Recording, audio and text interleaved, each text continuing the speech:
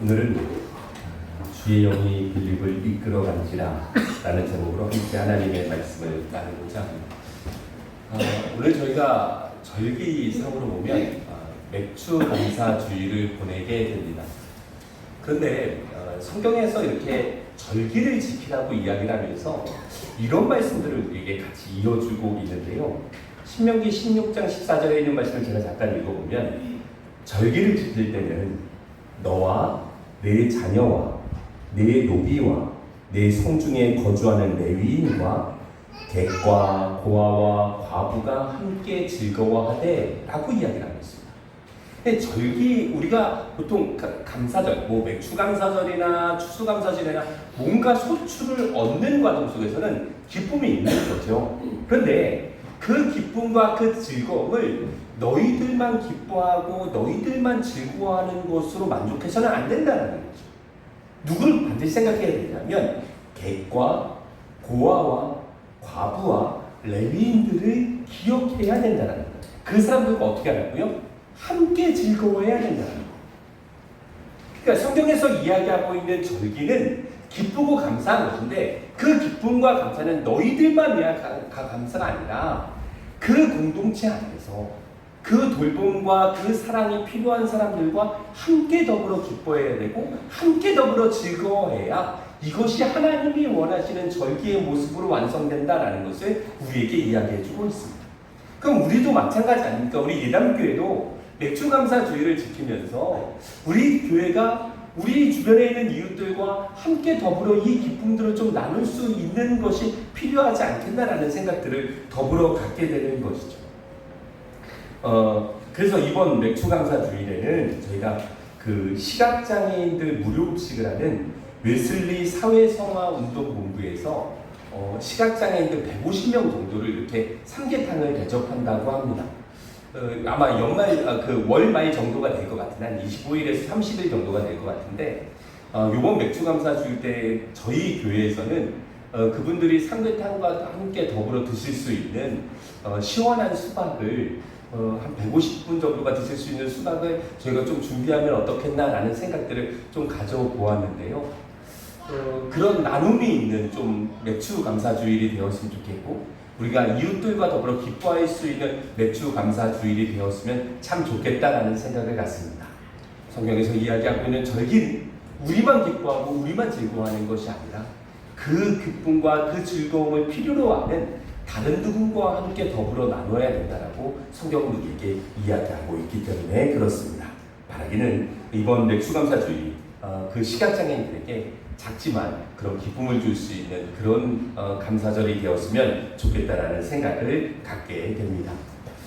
오늘 본문을 우리가 좀 생각을 해보게 되면 예수님께서 승천하시기 전에 성령을 주실 거라고 하는 약속을 하시면서 예수님 뭐라고 말씀하십니까?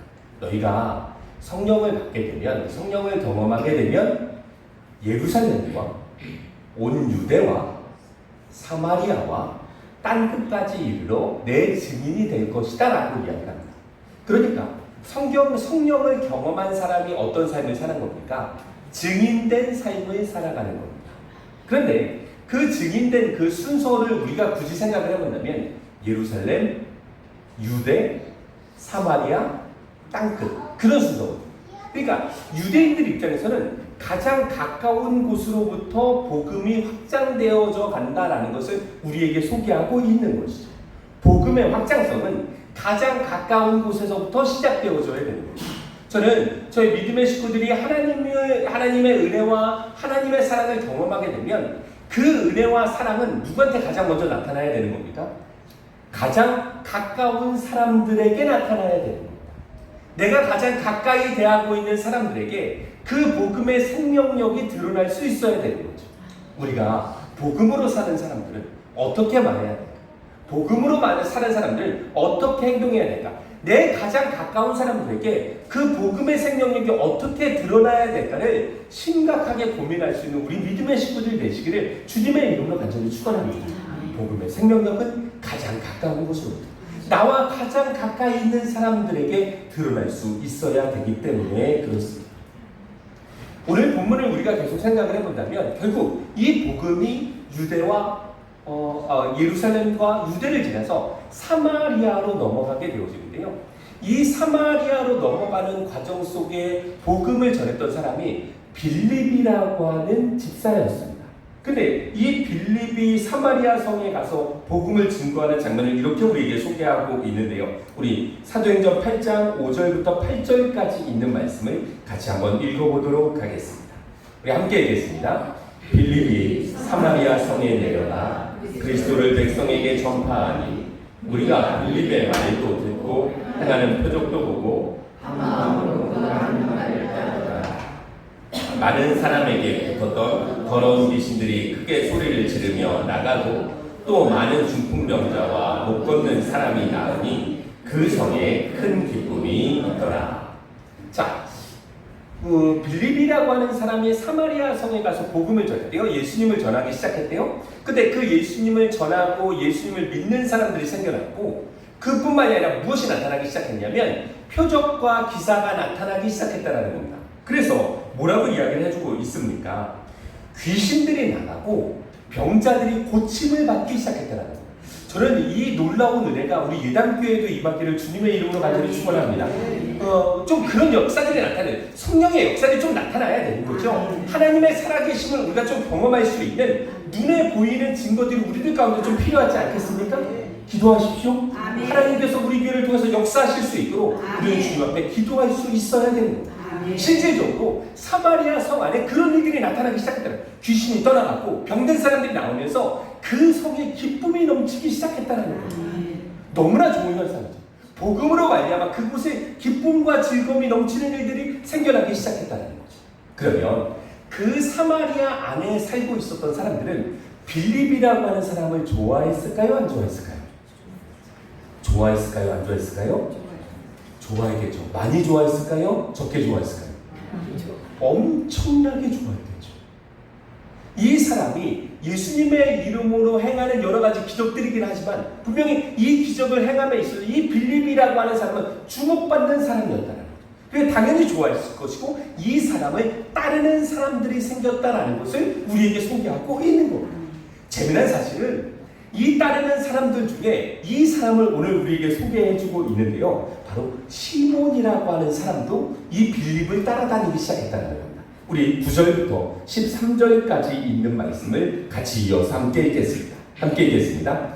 그 성에 시몬이라는 사람이 전부터 있어 마술을 행하여 사마리아 백성을 놀라게 하며 자칭 큰 자라 하니 높은 사람까지 다 따르며 이르되 이 사람은 크다 일컫는 하나님의 능력이라 하더라.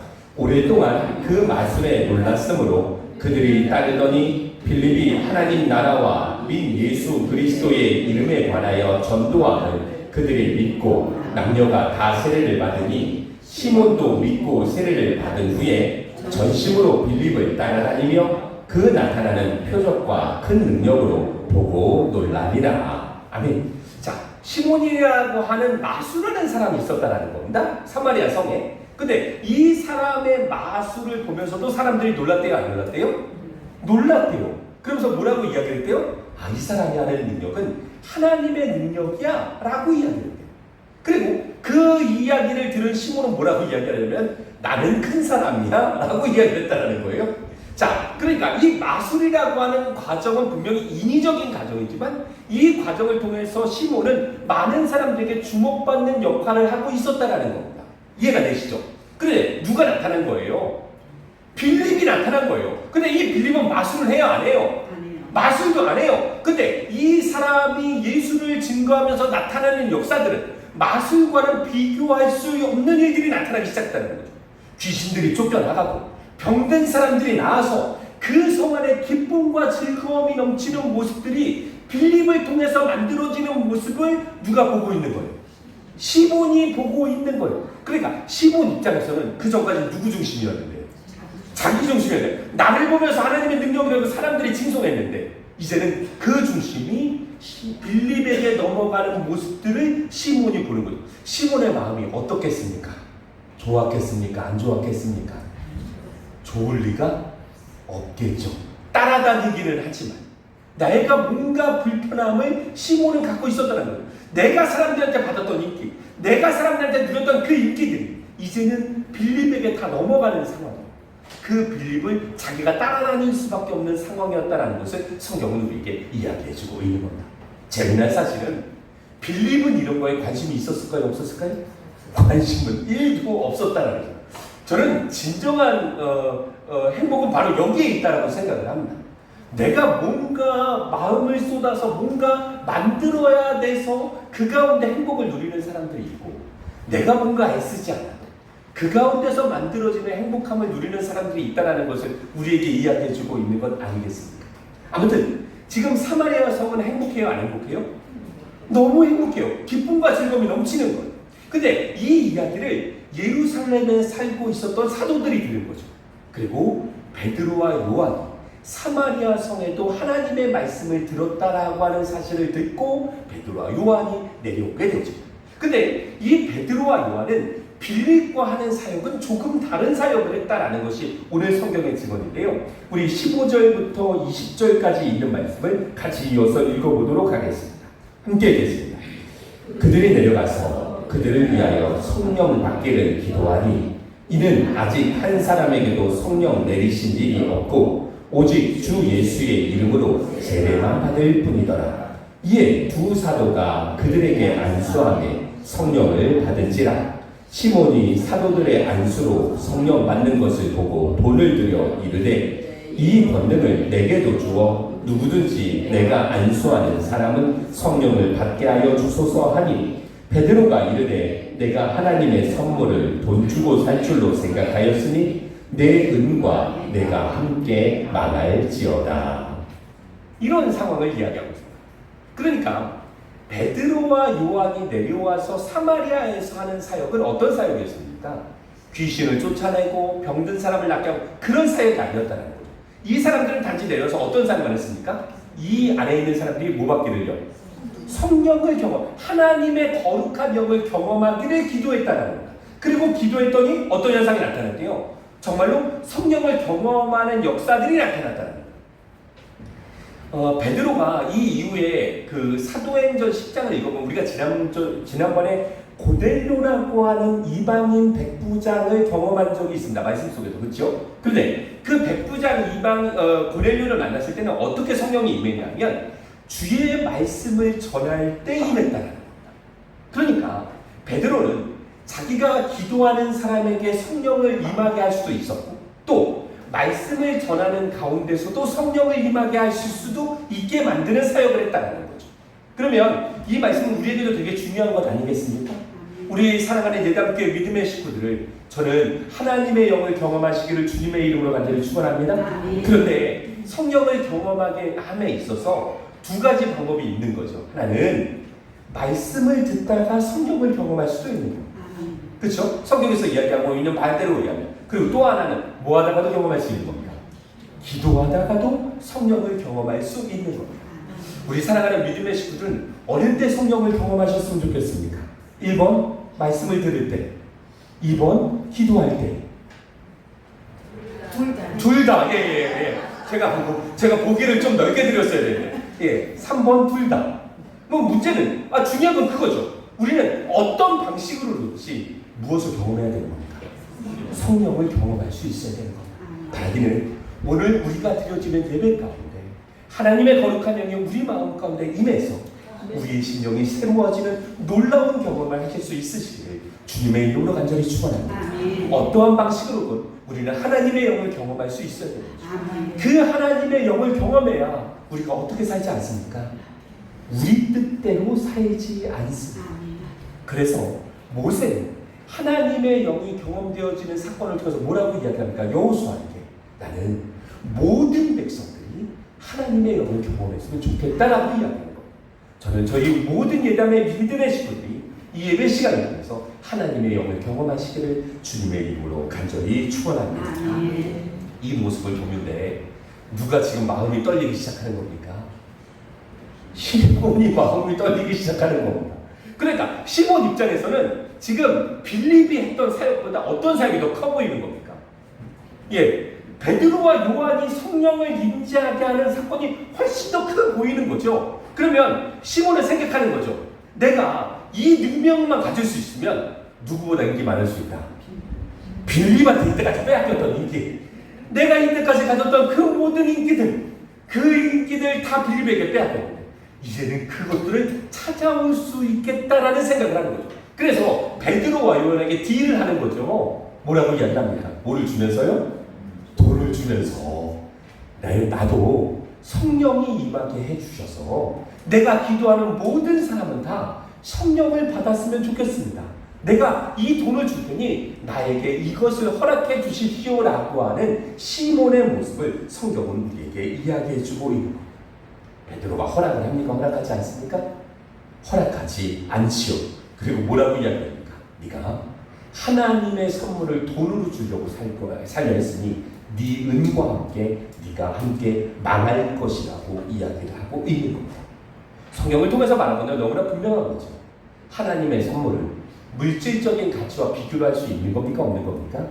없는 겁니다. 이게 물질적인 가치를 준다라고 하고 그것을 내 걸로 만들라고 하는 것은 내 소유를 만들겠다는 거거든요. 그런 것이죠. 그런데 성경은 뭐라고 이야기하고 있는가? 하나님께서 너에게 선물로 주신 것이지 그것이 너의 소유는 아니라는 겁니다. 이것은 우리가 은사를 경험할 때도 우리는 은사를 바라보는 시점도 마찬가지입니다. 하나님께서 우리에게 각자에 맞는 은사를 주시는 거죠. 근데 이 은사는 내가 뭐를 잘해서 주시는 것이 아니라는 겁니다. 맞죠? 하나님의 선물이라는 겁니다. 하나님의 은사와 부르심에는 후회하심이 있다 없다? 없다라는 겁니다. 우리에게 선물로 주신 것이죠. 그러니까 우리는 그 선물로 주신 분의 뜻 가운데 그 은사를 잘 사용하면 되는 것이죠. 이 은사를 가지고 내 소유를 만들어서 내 이익의 수단으로 만들면 안 된다라는 것을 성경은 우리에게 경고해주고 있는 겁니다. 저는 저희 믿음의 식구들이 성령의 많은 은사들을 누려가시기를 주님의 이름으로 간절히 축원합니다. 그런데 이것은 우리가 돈으로 살 수 있는 것이 아니라는 겁니다. 하나님께서 선물로 주시는 것이기 때문에 우리는 선물을 구하는 것으로 충분할 수 있어야 된다라고 이야기합니다.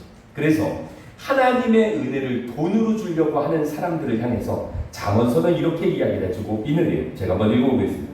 미련한 자는 무지하거늘 손에 값을 가지고 지혜를 사려 함은 어찌고. 결국 하나님의 은사를 돈으로 살려고 하는 사람을 뭐라고 이야기하고 있습니까? 미련한 자라고 이야기해주고 있는 겁니다. 아무튼 이렇게 성령의 임재가 있는 그 사마리아 성에 이제 베드로와 요한은 다시 예루살렘으로 올라가게 됩니다. 이제 모든 주인공은 누가 되는 일만 남은 겁니까? 누가 되는 일만 남은 겁니까? 다시 빌립만 되는 일만 남은 거죠. 제가 오늘 우리 믿음의 식구들과 나누고 싶은 말씀 바로 여기인데요. 지금 빌립은 사마리아 안에서 인기가 좋습니까? 안 좋습니까?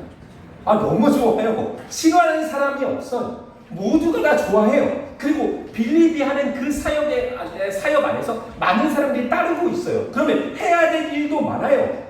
그런데 이렇게 바쁜 빌립에게 하나님의 음성이 들리기 시작했다는 겁니다. 그런데 이 음성은 우리가 생각하기에는 조금 이상한 말씀이었다는 겁니다. 이 이후에 하나님의 음성을 우리가 한번 읽어볼 텐데요. 우리 26절부터 30절까지 있는 말씀을 우리 이어서 같이 한번 읽어보도록 하겠습니다. 26절부터 30절까지 있는 말씀을 함께 읽겠습니다.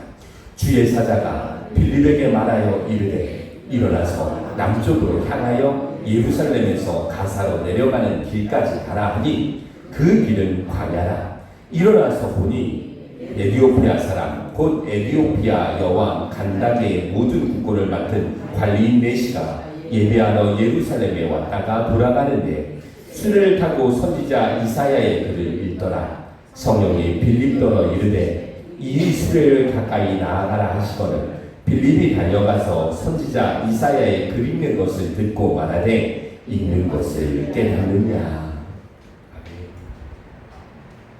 사마리아 성 안에서 빌립의 입장은 너무나 탄탄한 입장이었습니다. 그리고 사마리아 안에 있는 모든 사람들이 다 빌립을 좋아했습니다. 그런데 문제는 하나님의 음성이 들렸다는 거죠. 그런데 어디로 내려가래요? 남쪽으로 내려가래요. 근데 그 남쪽은 사람이 있는 곳이에요? 없는 곳이에요? 광야예요. 인적이 드문 곳이에요. 근데 그곳으로 내려가는 것이 하나님의 음성이었다는 거예요. 빌립 입장에서 생각해 본다면 고민이 됐겠습니까? 안 됐겠습니까? 당연히 됐겠죠. 왜냐하면 지금 내가 사마리아 안에서도 인기도 제법 있고, 그리고 내가 지금 사마리아 안에서도 해야 될 일도 너무나 많은데 하나님의 음성은 너무나 엉뚱하고도 광야로 내려가야 한다. 광야는 사람도 많이 없습니다. 물도 많이 없습니다. 그곳에 내려가는 것이 나의 뜻이랍니다. 근데 빌립이 아무 말 하지 않고 내려가게 되는 거죠. 그리고 거기서 누구를 만나게 됩니까? 에티오피아 여왕 간닥의 모든 국고를 맡고 있는 내시를 만나게 되어지는 거죠. 그런데 그 내시가 뭐를 읽고 있었대요? 이사야의 글을 읽고 있었다라는 거예요. 근데 그 이사야의 글을 읽고 있었을 때 가서 물어보는 거죠. 네가 읽는 것을 깨닫느냐? 빌립이 물어보는 겁니다. 그러니까 그 내시가 뭐라고 대답을 했냐면 알려주는 사람이 없어서 내가 깨닫지를 못합니다 라고 이야기하는 거죠. 그 이야기를 들었던 빌립이 이사야로부터 시작된 예수 그리스도의 복음을 또 설명하기 시작하게 되는 거죠.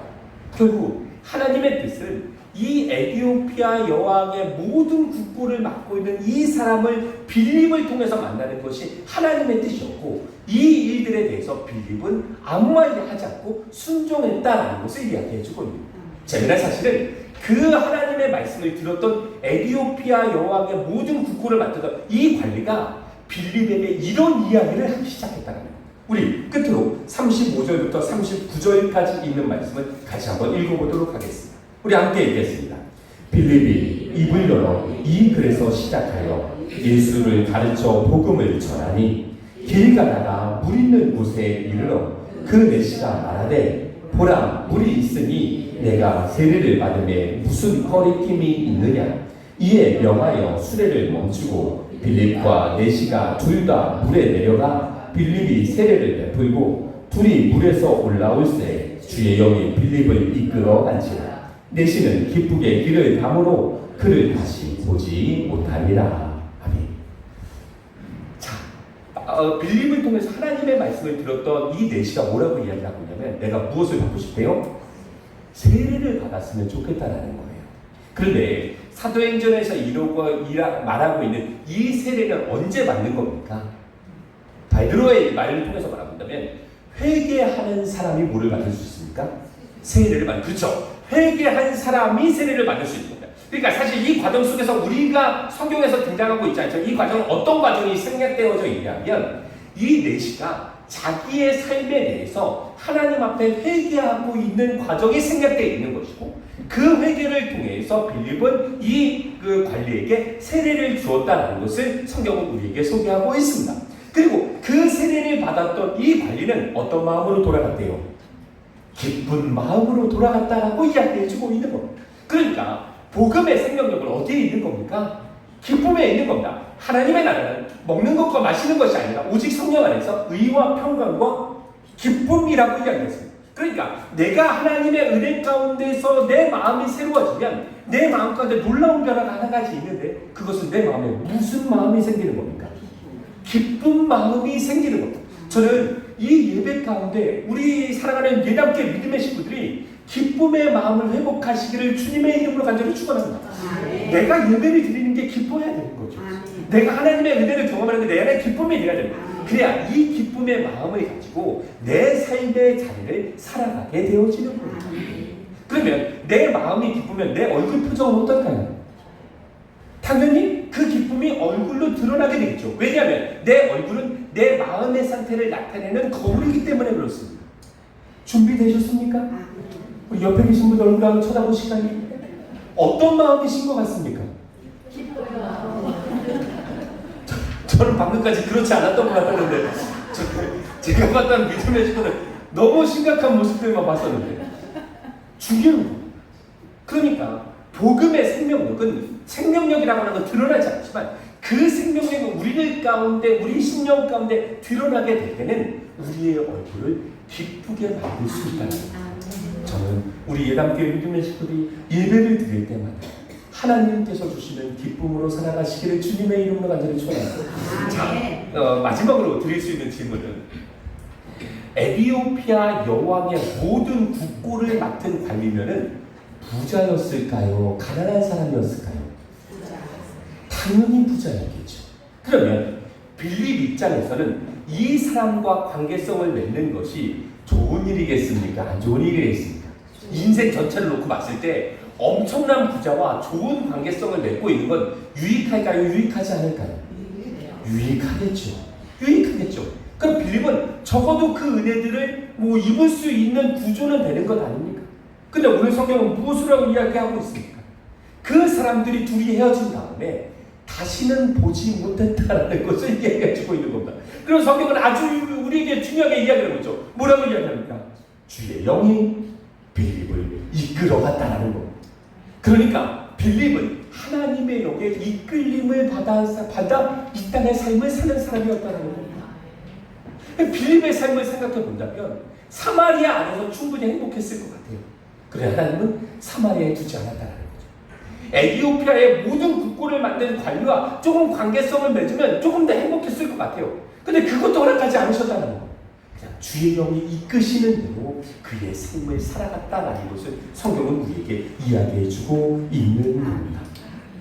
사랑하는 예담교회 믿음의 식구들, 우리의 삶도 역시 마찬가지여야 되지 않겠습니까?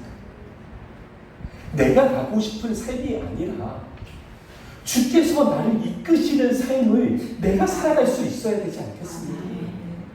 내가 가고 싶은 곳에 가는 것이 아니라 주께서 나를 통해 있게 하시고 싶은 곳에 내가 있어야 되지 않겠습니까?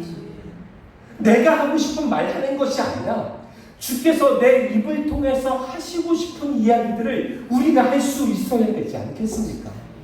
내 감정대로 사는 것이 아니라 주께서 나를 통해서 감동하시는 그 마음에 이끌려서 내 삶의 자리를 놓아가야 되지 않겠습니까?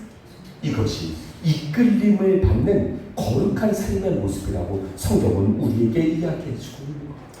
나는 내 의지나 내 감정이나 내 노력으로 살아가는 사람이 아니라 하나님의 영이 나를 이끌어 가시는 대로 내 자신을 놓아줄 수 있는 거룩한 주의 백성들이 되어져야 될 것입니다.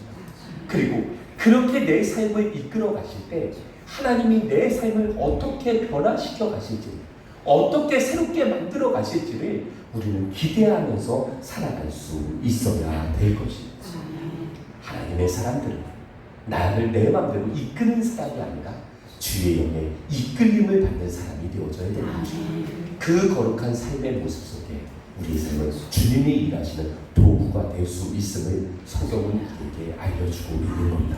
우리 사랑하는 예담교회 믿음의 식구들, 한 주간 동안 살아가는 삶의 모습 가운데 하나님께서 이끌어 가시는 거룩한 믿음의 모습들이 되시기를 주님의 이름으로 간절히 축원합니다.